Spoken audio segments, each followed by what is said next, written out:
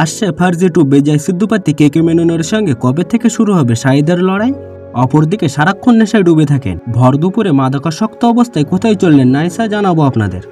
প্রথমে আসি শাহিদের কাছে। 2023 ওয়েব সিরিজের জগতে পা রেখেই বাজিমাত করেছিলেন শাহিদ কাপুর।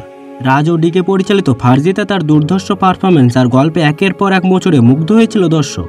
কাহিনীর শেষে যেভাবে এক দমবন্ধ ক্লিপ হ্যাঙ্গারে থেমে গিয়েছিল সিরিজ, তাতে সকলের মনে একটাই প্রশ্ন ছিল, ফার্জি 2 কবে আসবে। এবার সেই প্রশ্নের উত্তর মিলল পিঙ্কভিলার সূত্রে।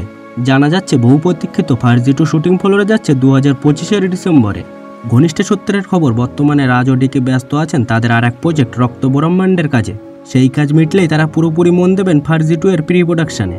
শাহিদের সঙ্গে সিকুয়েলের কাহিনী ও চরিত্রের গতিপথ নিয়ে একাধিক মিটিং করেছেন রাজ ও ডিকে।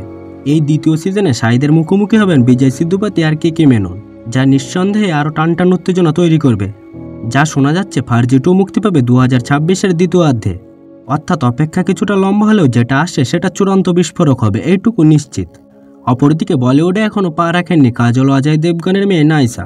তাও তাকে নিয়ে নেট দুনিয়ায় চর্চার অন্ত নেই। পেরাশায়ী বন্ধু বান্ধবদের সঙ্গে মুম্বাইয়ের রেস্তোরাঁ থেকে পার্টি কিংবা ডিনার সেরে বের হতে দেখা যায় কাজল কন্যাকে।